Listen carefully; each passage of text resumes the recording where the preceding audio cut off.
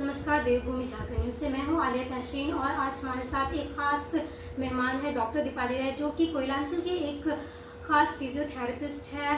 और आज का हमारा जो प्रोग्राम है वो ख़ास फिजियोथेरेपिस्ट डे यानी कि विश्व भर में 8 सितंबर को विश्व फिजियोथेरेपिस्ट डे मनाया जाता है। और डॉक्टर साहिबा से मैं ये जानूंगी कि वो किस तरह से फिजियोथेरेपी पेशेंट के लिए काफ़ी ज़्यादा ज़रूरी है। और देवभूमि झारखंड न्यूज़ अपने पाठकों एवं दर्शकों को ये बताना चाहता है कि फिजियोथेरेपी भी एक ट्रीटमेंट का ज़रिया है और सिर्फ हम दवाओं से ही नहीं बल्कि अपने कई ऐसे भी बीमारी हैं जिनको हम फिजियोथेरेपी के ज़रिए भी सही कर सकते हैं। तो आइए हम डॉक्टर साहिबा से बात करते हैं। मैम, आपका बहुत बहुत शुक्रिया पहले देवभूमि झारखंड न्यूज़ की तरफ से। मैम, सबसे पहला हमारा जो सवाल ये है आपसे कि आपको फिजियोथेरेपिस्ट बनने की प्रेरणा कहाँ से मिली? देखिए, फिजियोथेरेपी जब हम लोग का टाइम था, जो हम लोग क्लास 12 पास आउट किए थे, उस समय पे बहुत ज़्यादा प्रचलित नहीं था ये जो प्रोफेशन। लेकिन जैसे मुझे पर्सनली इंटरेस्ट था मेडिकल फील्ड में, मतलब पर्टिकुलरली कि पेशेंट की ट्रीटमेंट से रिलेटेड। तो उस समय पे जब एमबीबीएस में रैंक थोड़ी सी पीछे रह गई, तो नेक्स्ट ऑप्शन के लिए जब देखा गया तो जनरली फार्मेसी, नर्सिंग और ये सब में जाते हैं। तो सब में मुझे ये था कि किसी में भी डायरेक्ट पेशेंट का इन्वॉल्वमेंट नहीं है कि मैं पेशेंट को ट्रीट कर रही हूँ। तो धीरे धीरे पढ़ते पढ़ते कुछ बहुत सारी एनालिसिस करते करते उनमें ये फील्ड मेरी नज़र में आई कि ये एक ऐसी फील्ड है जो विदाउट मेडिसिन पेशेंट का ट्रीटमेंट होता है, या किसी किसी क्षेत्र में बहुत कम लिमिटेड अमाउंट ऑफ मेडिसिन के साथ में, बहुत जनरल मेडिसिन जैसे विटामिन एंड ऑल, ये सब के साथ में बाकी जो मेन प्रोटोकॉल है ट्रीटमेंट का वो विदाउट मेडिसिन ही है। तो इसलिए मेरा इंटरेस्ट आया इस फील्ड में कि ये एक चीज़ है जिसको मैं ऑप्ट कर सकती हूँ अपने फ्यूचर के लिए। एंड अपकमिंग भी बहुत था, जैसे हमारी जो postural problems, posture related problems students में होती हैं, एजिंग पेशेंट्स में होती हैं, जो ऑफिस में काम कर रहे हैं सब में होती हैं, हाउस वाइफ्स में होती हैं, सब में मतलब कमर का दर्द, घुटने का दर्द, गर्दन का दर्द, ये सब तो बहुत कॉमन होता जा रहा था धीरे धीरे। इस वजह से आई थॉट कि एक अच्छा फील्ड है। तो मैम, क्या physiotherapy without medicine completely treat कर सकता है?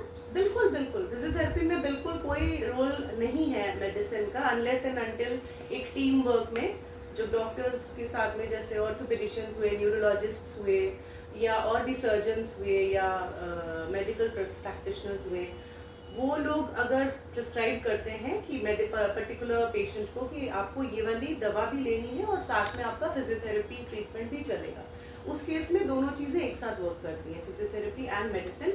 और या अदरवाइज कुछ चीज़ें तो ऐसे होते हैं कि डॉक्टर खुद भी बोल देते हैं कि इसका फलानी, ये जो आपको बीमारी थी, इसका अभी तक का हमको जितना ट्रीटमेंट आपके लिए करना था वो हमने किया है दवा से, बट बेहतर रहेगा अगर आप फिजियोथेरेपी के पॉइंट मतलब ट्रीटमेंट लेंगे, उससे आपको दवा के नुकसान भी नहीं बर्दाश्त करने पड़ेंगे, और साथ में हो सकता है कि कई बार सर्जरीज भी टल जाती हैं फिजियोथेरेपी से। फिजियोथेरेपी काफ़ी ज़्यादा यूज़फुल हो जाता है। जी। और मैम, मेरा आपसे सवाल है कि उन पेशेंट के लिए जो कि जैसे उनको अगर स्पोर्ट्स पर्सन कोई है, उनको अगर कोई स्पोर्ट्स इंजरी हुई है, तो उस वक्त फिजियोथेरेपी उनके लिए कितना ज़्यादा हेल्पफुल होता है? बहुत ज़्यादा स्पोर्ट्स में तो बहुत ही ज़्यादा यूज़फुल है, स्पेशली जैसे कोई भी स्पोर्ट्स पर्सन अगर मान लीजिए ऑन ग्राउंड है, उस समय पे तो स्पेशली हम लोगों ने देखा ही है कॉमनली कि फिजियोथेरेपिस्ट जो हैं वो दौड़ के जाते हैं ऑन ग्राउंड की, खेलते खेलते कोई खिलाड़ी अचानक से इंजर्ड हो गया तो फर्स्ट रोल वहाँ पे फिजियोथेरेपी का आता है जो ऑन द ग्राउंड होता है। उसके बाद जो भी उसकी इंजरी हुई है उसकी गंभीरता को देखते हुए उसको वहाँ से शिफ्ट किया जाता है हॉस्पिटल या अदर फर्दर ट्रीटमेंट के लिए, या थोड़ी देर के रेस्ट के बाद 10-15 मिनट्स, हाफ एन आवर, जैसा भी सिचुएशन के ऊपर डिपेंड करके उस समय तो फिजियोथेरेपी बहुत ज़रूरी है। और उसके बाद फिर मान लीजिए वो वाला गेम ओवर हो गया, उसके बाद रिहैबिलिटेशन बोलते हैं, मतलब पेशेंट का इंजरी से नॉर्मल कंडीशन में आना, उसको रिहैबिलिटेशन बोलते हैं। आप हमारे दर्शकों को एक बार थोड़ा एक्सप्लेन करके बताएंगे कि रिहैबिलिटेशन क्या है? देखिए, रिहैबिलिटेशन अगर हम बोलेंगे तो बहुत सिंपल शब्दों में वही मैं बता रही थी कि ये बोल सकते हैं कि कोई भी आपको बीमारी हुई, मान लीजिए स्पेशली जो आपके मोबिलिटी से रिलेटेड है, मतलब आपके चलने फिरने से रिलेटेड है, या आपके डेली का काम एडियल्स एक्टिविटीज़ ऑफ डेली लाइफ से रिलेटेड है, कोई भी बीमारी जो आपको इन सब चीज़ों में बाधा क्रिएट कर रही है, तो ऐसी चीज़ों के लिए हम लोग क्या करते हैं कि आइदर मेडिसिन आइदर फिजियोथेरेपी या दोनों का कॉम्बिनेशन। ये करने के बाद में जब पेशेंट ठीक है लेकिन अभी भी अपना काम नहीं स्टार्ट कर सकता है, उस समय पे वो जो वहाँ ठीक है कि कंडीशन से और कम्प्लीटली नॉर्मल लाइफ में जाना, मतलब कम्प्लीटली आप अब सब कुछ कर सकते हो, वो जो प्रोसेस है उसको रिहैबिलिटेशन बोलते हैं। मैम आजकल एक मतलब सबसे ज़्यादा ये देखा जा रहा है कि लोगों को, चाहे वो किसी भी एज ग्रुप के हो, कि पहले ऐसा देखा जाता था कि ओल्ड एज में लोगों को जॉइंट पेन्स वगैरह होता था, लेकिन अब सभी एज में ये कॉमन है, तो इसकी क्या वजह हो सकती है? ये अच्छा सवाल है आपका। देखिए बहुत सारी चीज़ें हैं। फर्स्ट एंड फॉरमोस्ट तो अगर आप पहले के समय से कंपेयर करें, सबसे पहले हमारा खान पान आता है। खान पान में भी आज के टाइम में बहुत सारी ऐसी चीज़ें हैं जो हम लोग के कंट्रोल के कम्प्लीटली बाहर हैं। जैसे मान लीजिए पहले बोला जाता था कि दूध अपने आप में एक पूरा मील है। आज के टाइम में इवन चाइल्ड स्पेशलिस्ट से अगर आप पूछिए, दूध में भी इस प्रकार मिलावट होती है, या दूध में मिलावट नहीं, जब गाय के शरीर में वो चीज़ बन रही है, दूध बन रहा है, प्रोसेस हो रहा है, उसी समय उसमें मिलावट हो जाती है कि आपको जो एंड प्रोडक्ट यानी कि दूध आपको जो मिल रहा है वो सेफ ही नहीं है, या उसमें वैसी न्यूट्रिशनल प्रॉपर्टीज नहीं है जैसी होनी चाहिए, राइट। तो ये एक एग्जाम्पल हो गया। हवा, पानी, जमीन, मतलब धरती, क्या बोलते हैं, लैंड, ये सब जो है इतने प्रदूषित है अपने आप में कि इसमें जो भी जन्म ले रहा है, फल हैं, फूल हैं, आपके सीड्स हैं, हम लोग बोलते हैं कि मल्टीविटामिन सीड्स, ये वो सब लीजिए, कुछ भी प्योर नहीं मिल रहा है आपको आज के टाइम में। दूध प्योर नहीं है तो घी भी प्योर नहीं है। इसलिए डॉक्टर्स बोलते हैं कि जितना हो सके घर का दही, घर का दूध, घर का घी, ये सब लीजिए। तो ये एक मेजर कॉज है फूड। दूसरी चीज़ है पोस्चर मतलब क्योंकि फूड हमारा वैसा नहीं है, और जितना हमारे शरीर में न्यूट्रिशनल प्रॉपर्टीज जानी चाहिए फूड के थ्रू वो नहीं जा पा रही है। तो पहले के समय के 40 साल 45 साल के जो आदमी या मेल फीमेल मेन वुमेन होते थे, उनके कंपैरिजन में आज के टाइम के मेन वुमेन में उनमें अचानक से पता चलने लगता है कि ओके मेरा 40 स्टार्ट हो रहा है, मेरा 50s आ रहा है, थकान और ये सब प्रॉब्लम्स नॉर्मली होने लगती हैं। इसका एक मेजर कॉज है फूड के थ्रू पोस्चर नहीं मेंटेन होना। मतलब फूड जब आपको प्रॉपर न्यूट्रिशनल वैल्यूज उसकी नहीं मिल रही हैं तो आपकी जो मसल्स हैं, लिगामेंट्स हैं, आपकी जो टोन है मसल्स की, उन सब में इतनी क्षमता ही नहीं है कि आप 8 घंटे एकदम स्ट्रेट बैठ के अच्छे से काम करिए। आपका पोस्चर डिस्टर्ब हो रहा है। फूड के बाद पोस्चर आ गया, पोस्चर सबका खराब है। स्टूडेंट है, उनको पढ़ना है लेकिन पता भी नहीं है, गाइडेंस भी नहीं है कि कैसे पोस्चर सही मेंटेन करके पढ़ना है। गलत तरीके से झुक के कमर का, पैर का पोस्चर सही नहीं है, उस वजह से पेन स्टार्ट हो जाता है। बहुत सारी चीज़ें हैं जो चीज़ें। मैम मैं आपसे ये पूछना चाहूँगी कि क्या फिजियोथेरेपी एक ट्रीटमेंट है या प्रिवेंशन के तौर पे भी इसे हम यूज़ कर सकते हैं? दोनों। अब तो प्रिवेंशन के लिए हम इसे कैसे यूज़ कर सकते हैं, और एज अ ट्रीटमेंट आप प्लीज़ थोड़ा हमारे दर्शकों को बताएं। जी श्योर। देखिए आप जैसे बता रही हैं कि प्रिवेंशन में हम लोग ये बोल सकते हैं, स्पेशली स्पोर्ट्स पर्सन्स में हम लोग जब देखते हैं कि प्रिवेंशन ऑफ इंजरीज सिखाया जाता है उनको।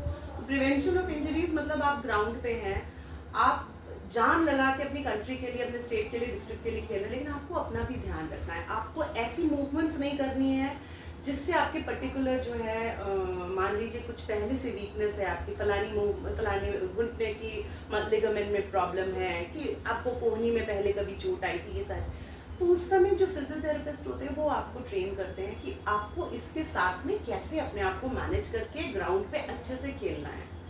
ये हो गई स्पोर्ट्स पर्सन की बात। उसके अलावा प्रिवेंशन में कैसे आता है, वही जैसे मान लीजिए मैं एक 8 घंटे काम करने वाली प्रोफेशनल हूँ, मुझे हल्का हल्का लगता है जैसे मुझे थोड़ा थोड़ा कमर में दर्द हो रहा है, या दर्द नहीं है लेकिन मुझे लगता है जैसे गर्दन में मुझे थोड़ा थोड़ा अनकंफर्टेबल फीलिंग आती है, हल्के चक्कर आते हैं, थोड़ा सा काम कर लिया लगता है लेट जाऊं, लेकिन दर्द नहीं। उस केस में पेशेंट अगर अवेयर है तो वो फिजियोथेरेपिस्ट को कंसल्ट कर सकता है कि मुझे दर्द नहीं है लेकिन मुझे ये प्रॉब्लम हो रही है। तो उस केस में वहीं पे आपकी बीमारी को रोक दिया जाएगा। फिजियोथेरेपिस्ट आपको गाइड कर देंगे कि आप ऐसे अपना पोस्चर मेंटेन करो, ये वाली एक्सरसाइजेस करो, अपने काम के बीच में इस तरह से ब्रेक लो, पानी इस तरह से पियो, दैट मीन्स। मैम आजकल यानी टेक्नोलॉजी काफ़ी ज़्यादा एडवांस हो रही है, तो पहले के फिजियोथेरेपी में और टेक्नोलॉजी किस तरह से फिजियोथेरेपी फील्ड को चेंज किया है, इसके बारे में आप कुछ बताइए। जी बिल्कुल। देखिए फिजियोथेरेपी के बेसिकली दो पार्ट्स होते हैं, बहुत बेस लेवल पे अगर हम बात करें तो। एक होता है इलेक्ट्रोथेरेपी, जहाँ बहुत रॉ भाषा में बोलें तो बिजली के उपकरणों से कुछ कुछ ट्रीटमेंट होते हैं। दूसरा पार्ट होता है फिजियोथेरेपी का एक्सरसाइज थेरेपी, मतलब पेशेंट खुद तो एक्सरसाइज करता है जैसा सबको पता है, उसके अलावा उसमें मैनुअल थेरेपी आ जाती है, मोबिलाइजेशन आ जाते हैं, वही मतलब मैनुअल थेरेपी का ही पार्ट है। मतलब ऐसी कुछ एक्सरसाइजेस या ऐसी कुछ थेरेपीज जो फिजियोथेरेपिस्ट अपने हाथों से करवाता है पेशेंट को, वो पेशेंट खुद नहीं कर सकता है। तो आपने जैसे क्वेश्चन क्या पूछा था आपने अभी? मेरा क्वेश्चन था कि टेक्नोलॉजी एडवांसमेंट, अच्छा टेक्नोलॉजी का क्या रोल है ऐसे हाँ, करने और में? फिजियोथेरेपी फील्ड को किस तरह से इम्प्रूव करा है या फिर अच्छा। कितनी आसानियाँ हुई है डॉक्टर्स के लिए। Okay okay fine. तो इलेक्ट्रोथेरेपी एंड एक्सरसाइज थेरेपी ये मैंने बताया। तो अब इलेक्ट्रोथेरेपी की बात करें तो बहुत ज़्यादा नई नई एडवांसमेंट्स हुई हैं, जैसे रोबोटिक्स वगैरह हुआ है दूसरी फील्ड में। फिजियोथेरेपी में बहुत हद तक रोबोटिक्स का पार्ट आ गया है। पर्टिकुलर मूवमेंट्स में हम लोग जो मूवमेंट मान लीजिए 50 टाइम्स एक पेशेंट को करवाना है, जो पेशेंट खुद नहीं कर सकता है वो हमको करवाना है, तो आजकल ऐसी मशीन्स आ गई हैं, आपने सेट कर दिया पर्टिकुलर एंगल पे पर्टिकुलर पेशेंट को बिता के, वो 50 मूवमेंट्स उसकी वहाँ कंप्लीट हो जाएंगी उस पेशेंट की सेट करके उस पेशेंट मशीन पे। देन इसके अलावा और भी जैसे लेज़र वगैरह पहले फिजियोथेरेपी में नहीं था इतना, अब धीरे धीरे इसका प्रचलन बढ़ रहा है। तो उससे क्या होता है, एक मेडिसिन की तरह ही काम करता है, जो हम लोग बाहर से मेडिसिन दे रहे हैं, समझ लीजिए बाहर से मेडिसिन अंदर जा रही है, लेज़र किरणें होती है एक तरीके की, उसका भी रोल है आप लेज़र फिजियोथेरेपी को में। प्लीज़ हमारे दर्शकों को एक बार एक्सप्लेन करके बताएंगे कि लेज़र होता क्या है और फिजियोथेरेपी में ये किस तरह से काम करता है। ओके देखिए लेज़र जैसा कि हम लोग बोलते हैं एक पर्टिकुलर टाइप ऑफ किरणें होती हैं, ठीक है, जैसे हमारे लाइक एक्सरे जिस तरह होता एक्सरे है। जिस तरह से होता है समवॉट, मतलब एक्सरे की किरणें अलग होती हैं, लेज़र हाँ, की लेज़र। किरणें अलग होती हैं, उसकी पर्टिकुलर एम्पलीट्यूड्स एंड फ्रीक्वेंसीज होती हैं, उसका उसी एम्पलीट्यूड एंड फ्रीक्वेंसी के थ्रू में पेशेंट का ट्रीटमेंट होता है पर्टिकुलर चीज़ों में। जैसे मान लीजिए आपका जॉइंट्स की प्रॉब्लम्स में, मान लीजिए आपकी मसल की टाइटनेस है उस क्षेत्र में लेज़र का ट्रीटमेंट बहुत इफेक्टिव होता है। पहले क्या होता था, एक ही उसी प्रॉब्लम के लिए मान लीजिए विदाउट लेज़र एक एग्जाम्पल है, ऐसी और भी बहुत सारी चीज़ें फिजियोथेरेपी में। तो मान लीजिए लेज़र को ही ले लेते हैं, जो ट्रीटमेंट या जो पेशेंट 7 से 10 सेटिंग में ठीक होता था, अभी उस पर्टिकुलर मान लीजिए लेज़र उसके लिए अगर एप्लीकेबल है तो उससे वो 2 से 3 सेटिंग में वो ठीक हो जा रहा है, कई बार एक सेटिंग में भी वो कम्प्लीटली रिलीफ फील कर रहा है। तो टेक्नोलॉजिकल एडवांसमेंट से ये हुआ है कि पेशेंट का समय बहुत बचता है, फिजियोथेरेपिस्ट का भी समय बहुत बचता है, और समय बचता है तो पेशेंट का पैसा भी बच रहा है कहीं ना कहीं, क्योंकि मान लीजिए 15 दिन वो आता था क्लिनिक पे, अब उसका 5 दिन में काम हो जा रहा है, ठीक है। ये सारी चीज़ें इवन जैसे कि मैंने अभी इलेक्ट्रिकल मोडालिटीज़ की बात बोली, इक्विपमेंट्स की बात बोली, एक्सरसाइजेज में भी ऐसी बहुत सारी चीज़ें हैं, मैनुअल थेरेपी में भी ऐसी बहुत सारी चीज़ें हैं, कायरोप्रैक्टिक ट्रीटमेंट भी लोग बहुत कर रहे हैं आजकल, जिनसे जो है नंबर ऑफ सेशंस कम हो जा रहे हैं पेशेंट के, तो उससे पेशेंट का टाइम और पैसा दोनों बच रहा है। स्पेशली टाइम आज की डेट में बहुत इम्पोर्टेंट है। मैम हमारा जो सवाल है कि आजकल ये एक डिजीज़ है जो कि लोगों को ऐसे पता नहीं चलता है, जैसे उसको अगर आम भाषा में हम कहें तो नस का दबना, तो इसके क्या सिम्टम्स होते हैं और फिजियोथेरेपी इसमें किस तरह से हेल्पफुल है। ओके देखिए, नस का दबना अगर हम लोग बेसिकली बात करें, ज़्यादातर हम लोग सुनते हैं कि गर्दन में या कमर में होता है, ये बेसिकली स्पाइन से रिलेटेड प्रॉब्लम ही मानी जाती है, स्पाइनल कॉर्ड से रिलेटेड प्रॉब्लम मानी जाती है। तो नस जहाँ दबती है वहाँ जनरल अगर बहुत ऊपरी रूप से हम बात करें, केस अलग होते हैं, केस स्पेसिफिक होते हैं सब, बहुत ऊपरी रूप से अगर बात करें तो नस दबने के पहले सिम्टम्स होते हैं जनरली दर्द तो है ही है। पेशेंट एक जगह दर्द नहीं बताता है, मान लीजिए मुझे गर्दन में दर्द होता है तो ठीक है, एक नॉर्मल गर्दन का दर्द है। एक है कि पेशेंट बताता है मुझे गर्दन से लेकर मेरी कंधे तक दर्द आता है, या गर्दन से लेकर पूरा ऐसे कोहनी तक दर्द आता है, या गर्दन से लेकर पूरा उंगली तक मेरा दर्द आता है। ऐसी कमर में भी एक होता है कि कमर में दर्द है, फाइन। दूसरा होता है पेशेंट बताता है नहीं मेरा कमर से लेकर हिप में दर्द आ रहा है, मेरा कमर से लेकर घुटने के नीचे तक दर्द आ रहा है। इस टाइप से, मतलब इसको रेडिकुलोपैथी बोलते हैं या रेडिएटिंग पेन बोलते हैं। ये जनरली फर्स्ट साइन होता है नस दबने का। उसके अलावा कई बार झंझनाहट सूनापन भी बताता है पेशेंट कि मुझे पर्टिकुलर जगह पे झंझनाहट सूनापन फील होता है, दर्द तो यहाँ है लेकिन झंझनाहट यहाँ महसूस होती है। इस टाइप से ये मोटा मोटी तो फिजियोथेरेपी इसमें इस डिजीज में किस तरह से हेल्पफुल हो सकती है? बहुत ज़्यादा हेल्पफुल होती है फिजियोथेरेपी में। वही इलेक्ट्रोथेरेपी एंड एक्सरसाइज थेरेपी का कॉम्बिनेशन चलता है। क्या प्रिवेंशन के तौर पे भी हम ये यानी स्टार्टिंग स्टेज में हम इसको प्रिवेंट कर सकते हैं, या फिर इसके लिए या ट्रीटमेंट या दोनों के लिए यूजफुल है? देखिए, प्रिवेंशन पर्टिकुलरली आप बोलेंगे कि नस दबने का ट्रीटमेंट, वो तो वही है कि आपको कोई प्रॉब्लम होगी ही नहीं अगर आपने अपना खान पान अच्छा रखा है, नॉर्मल रखा है, अगर आप एक्सरसाइजेस ठीक ढंग से करते हैं, जनरल एक्सरसाइजेस, कोई बीमारी नहीं है आपको, नॉर्मल एक्सरसाइजेस, आप अपना पोस्चर सही रख रहे हैं, जो भी आप काम कर रहे हैं उसको तरीके से पोस्चर सही रख के कर रहे हैं, तो यही प्रिवेंशन हो गया। क्योंकि नस दबने के केस की अगर आप बात बोल रहे हैं तो वो तो पेशेंट को कुछ नहीं पता चलेगा जब तक एक्चुअली नस दबने के सिम्टम्स नहीं आएंगे, वो चीज़। मैम आप मुझे ये बताएंगे और मैम हमारे दर्शकों को ये बताएंगे कि अभी भी लोग फिजियोथेरेपी ट्रीटमेंट से कितना ज़्यादा अवेयर है? बहुत अवेयर है। देखिए, पहले हम लोग के टाइम में, मैं 2009-10 की बात बता रही हूँ, उस समय पे पेशेंट समझते थे फिजियोथेरेपी मतलब एक्सरसाइज, ओनली एक्सरसाइज। आज की डेट में पेशेंट को भले ही पता नहीं है बहुत ज़्यादा कि फिजियोथेरेपी में एक्चुअली कितना क्या होता है, लेकिन उनको ये बीमारियों के बारे में पता है। इवन मैं गांव के लोगों को भी देखती हूँ कि वो लोग बताते हैं कि नहीं ये तो दवा से तो कम ठीक होगा, ये एक्सरसाइज से ही ज़्यादा ठीक होगा, फिजियोथेरेपी से ही ज़्यादा ठीक होगा लगता है डॉक्टर साहब, क्योंकि हम दवा बहुत करा चुके हैं, दवा खाते हैं तो ठीक होता है, फिर वही का वही हो जाता है। या मुझे डॉक्टर से साहब, मेरे हड्डी वाले डॉक्टर जी ने बताया है, मेरे नस वाले डॉक्टर जी ने बताया है कि आप अब फिजियोथेरेपी करवाइए। तो अवेयरनेस भी अभी बहुत है, अब ऐसा नहीं है कि अवेयरनेस नहीं है पेशेंट्स में। इवन अब एजुकेशन पे भी डिपेंडेंट नहीं है ये चीज़।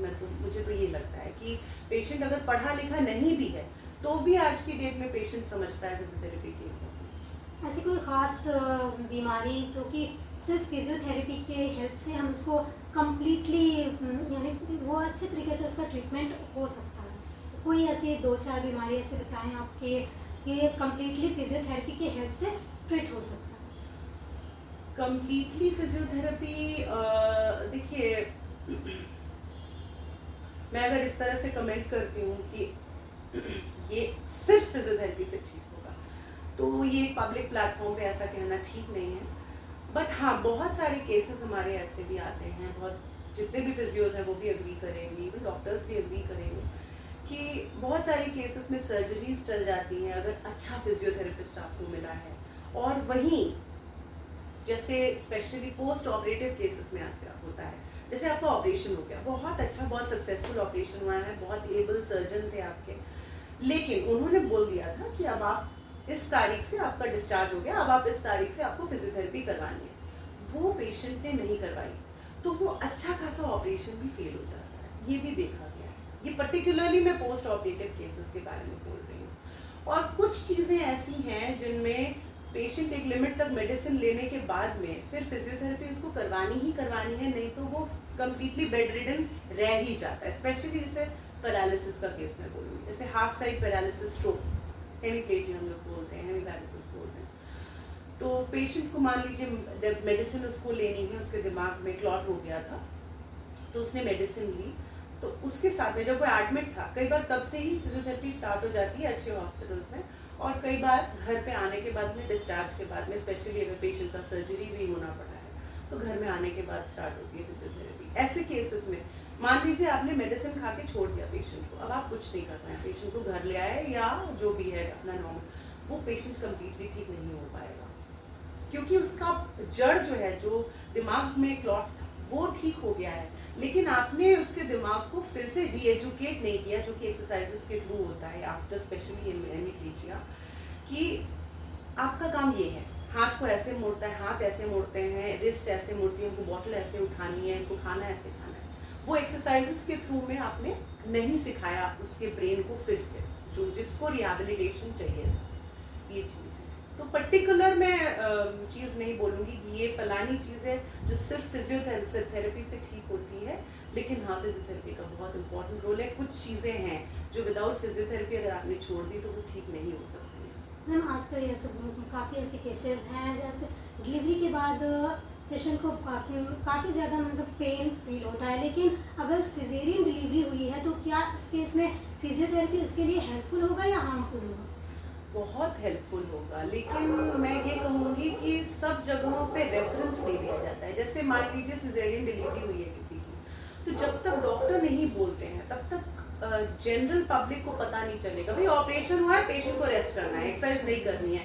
ये जनरल मिथ होता है। लेकिन जब तक पेशेंट को डॉक्टर नहीं बोलेगा, इस ऐसे केसेस में मैं बता रही हूँ जैसे सिजेरियन डिलीवरी हो गया, डॉक्टर जब तक नहीं बोलेंगे कि आपको फिजियोथेरेपिस्ट के पास जाना है, या आपके बैक पेन के लिए, या आप जो जिस तरह से बच्चे को फीड कर रहे हो आपको प्रॉब्लम हो रही है, आप फिजियोथेरेपिस्ट से आप सलाह लीजिए। जब तक वो नहीं बोलेंगे तब तक पेशेंट नहीं समझते हैं या उनको नहीं पता होता है इस बारे में। तो सिजेरियन के केस में अगर आप बोल रहे हैं बहुत ज़्यादा हेल्पफुल है, उसको हम लोग पोस्ट ऑपरेटिव फिजियोथेरेपी बोलते हैं, कि जस्ट आफ्टर द सर्जरी बहुत माइल्ड एक्सरसाइजेस से जो लेडी हैं उनको नॉर्मल लाइफ में लाया जाता है। बहुत हेल्पफुल रहता है फिजियोथेरेपिस्ट के लिए। मैम आपके एक्सपीरियंस में ऐसे कोई डॉक्टर्स जो कि रिकमेंड करते हैं फिजियोथेरेपी डिलीवरी के बाद, ऐसे केसेस क्यों नहीं आते? जैसे कि आपने अभी कहा कि डॉक्टर रिकमेंड करेंगे, तो आपने कहा कि फिजियोथेरेपी काफ़ी हेल्पफुल है, लेकिन डॉक्टर रिकमेंड, तो डॉक्टर्स को रिकमेंड करना चाहिए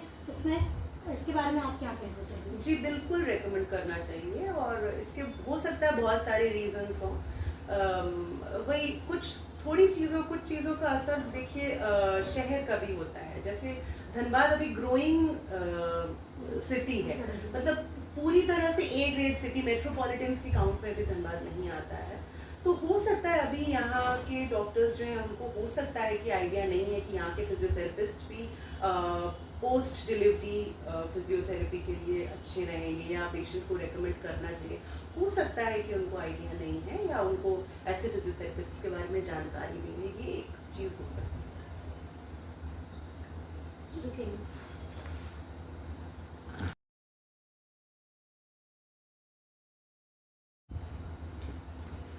मैम आपके ट्रीटमेंट के दौरान या आपके पूरे एक्सपीरियंस में आप कोई एक ऐसे केस हमारे दर्शकों के साथ शेयर कीजिए जिसमें फिजियोथेरेपी के ज़रिए पेशेंट ने काफ़ी जल्दी रिकवर किया। मेरे एक पेशेंट थे, वो स्टेट बैंक में काफ़ी अच्छी पोजीशन पे थे। तो उनका हाइट के अकॉर्डिंग ही वेट था, लेकिन फिर भी वेट ज़्यादा था, काफ़ी 6+ उनकी हाइट थी, और वेट अराउंड 105-108 किलोग्राम्स था जब वो आए थे मेरे पास में। और थोड़ा सा टिपिकल केस था उनका, मतलब उनको दर्द नहीं था, जैसे कमर में हल्का सा प्रॉब्लम था उनको, लेकिन वो दर्द ठीक हो गया था। लेकिन उसके बाद उनको प्रॉब्लम ये होती थी कि कमर से लेकर और उनके एक लेफ्ट पैर तक, मोस्ट प्रॉब्लम मुझे जितना याद है लेफ्ट या राइट लेफ्ट पैर में चप्पल पहनते थे तो उनको पता नहीं चलता था, मतलब झंझनाहट जाती थी, एक सूनापन हमेशा रहता था। वो मतलब शूज़ पहने, चाहे सैंडल पहने, किसी भी प्रकार का फुटवेयर वो पहने, तो उनको पता नहीं चलता था। तो वो प्रॉब्लम एक मैंने सॉल्व करी थी, आई थिंक 15 से 20 दिन लगे थे उनको। उन्होंने भी अपने वेट रिडक्शन पे काम किया जैसे मैंने कि बताया था, और वो प्रॉब्लम कम्प्लीटली सॉल्व हो गई थी उनकी। तो मैम ये बताएंगे आपके बच्चों के लिए और ओल्ड एज के लिए फिजियोथेरेपी किस तरह डिफरेंस है? जी बिल्कुल डिफरेंट है। बच्चों के लिए देखिए, बच्चों को हैंडल करना थोड़ा सा टफ होता है, स्पेशली जैसे छोटे बच्चे हैं अगर, अब उनको आप समझा नहीं सकते हैं कि बेटा आप ऐसे एक्सरसाइज करिए, आप ऐसे करिए, तो उनको आपको बहुत प्लेफुली हैंडल करना होता है, मतलब खेल खेल में आपको उनके साथ हैंडल करना होता है। आपको अपना काम भी करते रहना है और शो नहीं करना है कि आप कुछ उनके साथ एक्सरसाइजेस करवा रहे हो या कुछ करवा रहे हो, वो प्लेफुल तरीका होना चाहिए। बहुत छोटे बच्चे स्पेशली जो हैं, थोड़े बड़े बच्चे जो है वो समझते हैं, बट जैसे ज़्यादातर जो फिजियोथेरेपी रिलेटेड बच्चों की प्रॉब्लम्स है वो जनरली छोटे बच्चों की होती है, जैसे स्पेशली डिलेड माइलस्टोन्स जिसको बोलते हैं। मतलब जिस समय पे बच्चे को करवट बदलना है, उठ के बैठना है या चलना सीखना है, उस समय से थोड़ा सा लेट हो जा रहा है, बच्चा नहीं कर रहा है टाइम पे सब कुछ, वो सारी चीज़ें। और इससे बड़े बच्चों में जैसे कि मैंने कहा मैनेज हो जाता है। एजेड लोगों में क्या होता है, वो तो अच्छे से भली भांति अपनी प्रॉब्लम से वाकिफ़ हैं, उनको थोड़ा सा काउंसलिंग करना पड़ता है, थोड़ा समझाना पड़ता है। बट जनरली जो मतलब मानते हैं, उनको जैसा जैसा बताया जाता है कि घर पे आपको ये करना है, ये नहीं करना है, और यहाँ आपको इतनी सेटिंग्स लेनी है, जनरली जो बताया जाता है वो फॉलो करते हैं, वो जनरली रिकवर करते हैं। मैम, जैसे कि आप शुरुआत में कह रहे थे कि हमारा एमबीबीएस में मार्क्स कम आने की वजह से फिर आपने इस फील्ड को प्रायोरिटी दी, तो क्या अभी कुछ स्टूडेंट्स हैं जो कि फिजियोथेरेपिस्ट बनना नहीं चाहते या उनके मार्क्स कम आने की वजह से वो इस फील्ड में आते हैं? देखिए, हो सकता है, प्रैक्टिकली स्पीकिंग ऐसा हो सकता है, बट मैं जितना पर्सनली बोलूँगी कि मैं अभी आज की डेट में कम्प्लीटली सेटिस्फाइड हूँ। मतलब मुझे कुछ क्या बोलते हैं उसको, मलाल नहीं है कि मैं एमबीबीएस में नहीं जा पाई, क्योंकि ये भी बहुत अपकमिंग फील्ड है और फिजियोथेरेपी से रिलेटेड जो प्रॉब्लम्स हैं वो बहुत ज़्यादा आज के समाज में, आज की दुनिया में बहुत ज़्यादा बढ़ रही हैं। तो इसलिए आई थिंक कि अगर कोई इस फील्ड को ऑप्ट करना चाहता है तो बहुत अच्छा है, ऐसा नहीं है कि उसको पीछे हटना चाहिए, बहुत अच्छी field, should go for it. तो गवर्नमेंट को इस फील्ड में अवेयरनेस के लिए, जैसे कि आप अभी बताइए कि कुछ डॉक्टर्स को भी अवेयरनेस नहीं होता है, जैसे मेरे इस क्वेश्चन पे आंसर पे आप कह रही थी कि डिलीवरी, सिजेरियन डिलीवरी के बाद कुछ डॉक्टर्स रिकमेंड नहीं करते क्योंकि शायद उनको पता नहीं हो, इसलिए वो नहीं करते। तो क्या इसकी अवेयरनेस की और भी ज़रूरत है, और गवर्नमेंट इस चीज़ को के लिए, अवेयरनेस के लिए और क्या कर सकती है? नहीं, देखिए, मैं आपको शायद समझने में थोड़ा गलती हुआ, डॉक्टर्स को पता नहीं है ऐसा नहीं है। धनबाद में मैं बात कर रही हूँ अपने शहर की, कि हो सकता है उनको ये पता ना हो कि यहाँ के जो फिजियोथेरेपिस्ट हैं वो भी पोस्ट ऑपरेटिव या पोस्ट सिजेरियन फिजियोथेरेपी देने में सक्षम है, ये मैं बोल रही थी। उनको अवेयरनेस ज़रूर होगी कि फिजियोथेरेपी इसके लिए काम करता है आफ्टर सिजेरियन। और दूसरा सवाल क्या था, आपको क्या बोले थे? दूसरा सवाल ये था कि अगर अवेयरनेस नहीं है तो गवर्नमेंट को इसके अवेयरनेस के लिए क्या कुछ कदम उठाना चाहिए? हाँ, ये बहुत अच्छा आपने क्वेश्चन पूछा है। गवर्नमेंट, देखिए, जैसे हम लोग कैंप्स वगैरह अक्सर करते ही रहते हैं, आज वर्ल्ड फिजियोथेरेपी डे पर भी हम लोग कैंप्स ऑर्गेनाइज करते हैं। पूरे भारत में, पूरी दुनिया में बहुत ज़्यादा इसी दिन पे पर्टिकुलरली कैंप्स ऑर्गेनाइज करवाए जाते हैं, सो दैट पेशेंट्स में जागरूकता बढ़े। इवन डॉक्टर्स भी जो सोचते हैं कि मान लीजिए उनके शहर में पर्टिकुलर चीज़ के लिए अच्छे फिजियोज अवेलेबल नहीं है, उनको भी पता चले कि नहीं, उनके पास भी, उनकी सिटी में भी अच्छे फिजियोथेरेपिस्ट अवेलेबल हैं, वो उस हिसाब से वो करें। तो ये सारी चीज़ें होती हैं। अब गवर्नमेंट के लेवल की तो देखिए, गवर्नमेंट की अपनी स्ट्रैटेजीज़ होती हैं, उनके अपने रूल्स एंड रेगुलेशंस होते हैं, तो उस बारे में मैं बहुत ज़्यादा कमेंट नहीं कर सकती हूँ। लेकिन हाँ, एक जनरल अवेयरनेस तो कर ही सकते हैं। जैसे हम लोग गवर्नमेंट हॉस्पिटल्स में देखते हैं कि मान लीजिए टीबी के बारे में, मान लीजिए मलेरिया के बारे में, बहुत सारी चीज़ों के बारे में बड़े बड़े बैनर्स, पोस्टर्स लगते हैं। तो फिजियोथेरेपी के बारे में भी मान लीजिए ये सारी चीज़ें गवर्नमेंट कर सकती है कि पेशेंट को पता चले कि मेडिसिन के बाद भी या मेडिसिन के साथ भी या मेडिसिन के बिना भी आप ठीक हो सकते हैं।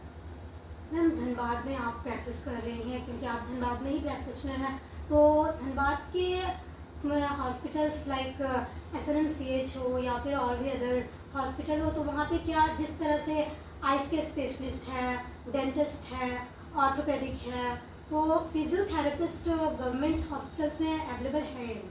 हाँ, फिजियोथेरेपिस्ट अवेलेबल है, हमारे सदर हॉस्पिटल में भी अवेलेबल है और मेडिकल कॉलेज में भी अवेलेबल है।